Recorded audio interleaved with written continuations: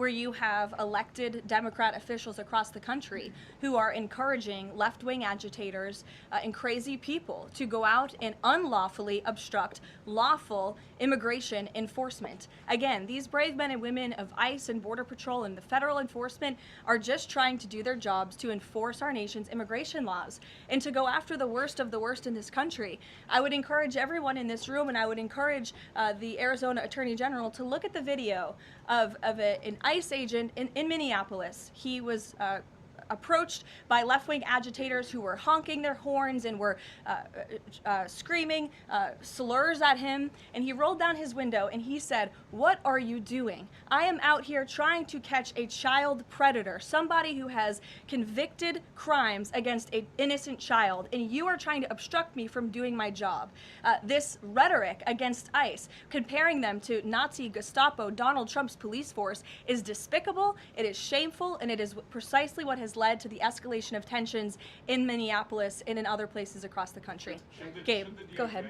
Be looking into her for justifying violence? I would defer you to the Department of Justice on that. Thank you, Caroline. Regarding Minnesota, on Saturday, the Department of Homeland Security posted that Preddy looks like he wanted to do maximum damage and massacre law enforcement.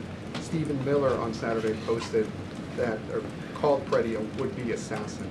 Why did administration officials jump to conclusions before an investigation had even been conducted? Well, look, this has obviously been a very fluid and fast-moving situation throughout the weekend. As for President Trump, whom I speak for, he has said that he wants to let the investigation continue and let the facts lead in this case. With regards to the deployment of Tom Homan to Minneapolis, should the deployment of Mr. Homan to Minneapolis be seen as a sign that the president is dissatisfied with how the officials on the ground had handled the incident? No, Mr. Homan is doing an exceptional job, and he has been working with Secretary Noem and President Trump over the course of the last year. Secretary Noem still has the utmost confidence and trust of the President of the United States, and she's continuing to oversee the entire Department of Homeland Security and all of the immigration enforcement that's taking place across the whole entire country. Of course, Secretary Noem is also in charge of FEMA, and we are in the wake of a brutal winter storm where hundreds of thousands of Americans have been impacted by that. So Borders Are Homan is in a unique position to drop everything and go to Minnesota to continue having these productive conversations with state and local officials, and I know that he's catching a plane in just a few hours to do just that at the request of the president. Jennifer. On Saturday's shooting, has the president been briefed, and have you been briefed on specific details of the shooting? How many shots were fired? How many guns discharged? And I mean, did the protesters' gun go off, or only the officers' guns? Do you have any of those details?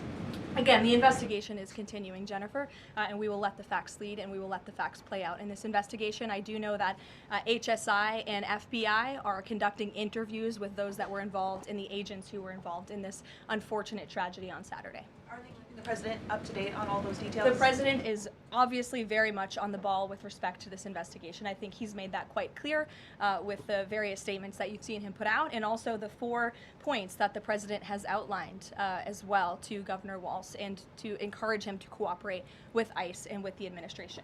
Mary. Thanks, Caroline. To follow on Gabe's question, Secretary Noem said Alex Preddy committed an act of domestic terrorism. Stephen Miller labeled Preddy a domestic terrorist. Does the president agree with them? Look, as I've said, I have not heard the president characterize Mr. Preddy in that way.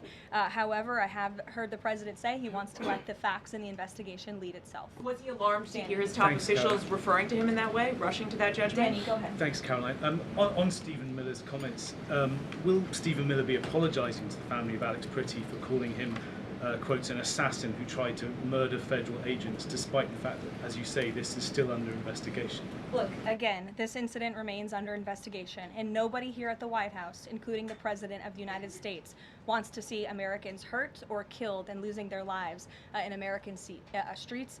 And we mourn for the parents. As a mother myself, of course, I cannot imagine the loss of life, especially losing one's child. And that same empathy from the President goes for the parents of angel families, and parents of victims of illegal alien crime across our country as well, and that's exactly why the President continues to be wholeheartedly committed to deporting the worst of the worst criminals from our country.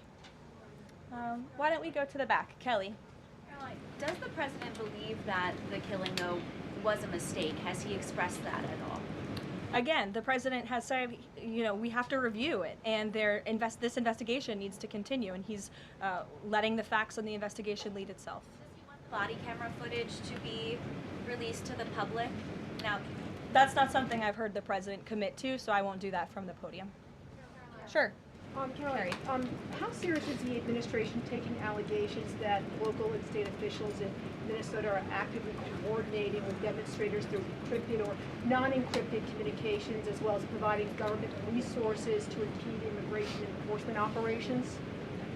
I'm sorry, Carrie, could you repeat your question? How serious is the administration taking allegations that local and state Minnesota officials are communicating with demonstrators to basically impede immigration officials? Well, we've definitely seen active organization amongst these left-wing groups, Carrie, and it is something that I know the FBI and the Department of Justice are looking into. Again, it is illegal to unlawfully obstruct lawful immigration enforcement in this country, and these agitators are making it nearly impossible for ICE to do their jobs and for federal law enforcement to carry out the will of the American people to deport the worst of the worst. I would just encourage everyone to please imagine in this room, all of you come to the White House every day to report on the President of the United States and the administration. You come into this briefing room, you walk through the gates of the White House. Just imagine if there were left-wing agitators or agitators of any kind who were in your face, who were doxing you, who were harassing you, who were physically threatening you, who were biting off your fingers in the case of two Border Patrol agents we saw this past weekend in Minneapolis. That would make it very difficult for you to show up and do your job here at the White House every single day.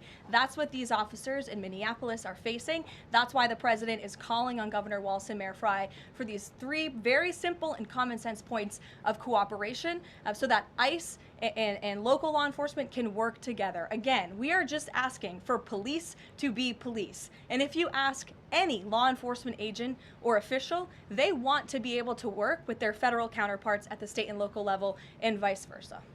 Caroline. Thanks a lot, Caroline. Two questions. One is looking forward. The role of Mr. Homan.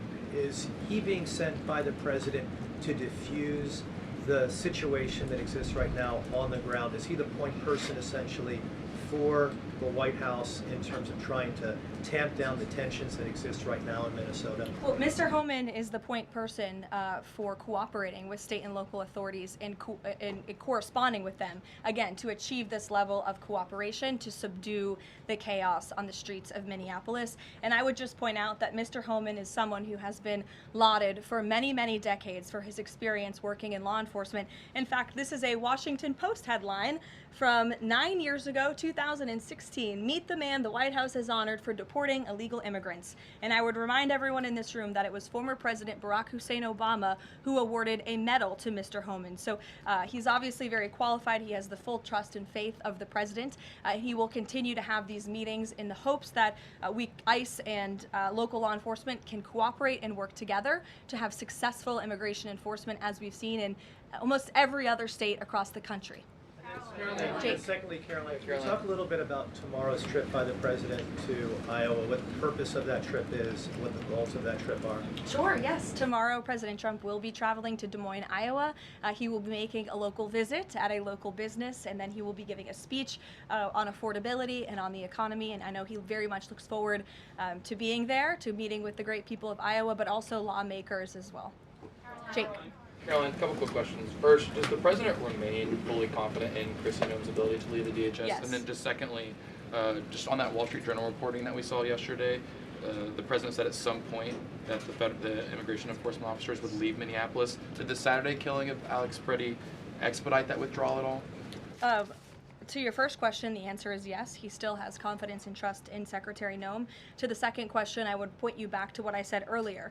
If Governor Walz and Mayor Frey implement these common sense cooperative measures, CBP will no longer be needed to support ICE on the ground in Minnesota. ICE and local law enforcement will peacefully work together, as they are effectively doing in so many other states and jurisdictions, to remove violent criminals from American neighborhoods across the country. Did Walz ask the president to remove the immigration enforcement officers? He asked the president to scale down, and the president reiterated what the president put out in his statement yesterday and what I'm sharing with all of you as well. I would just add on this level of cooperation a few statistics that I think are very important.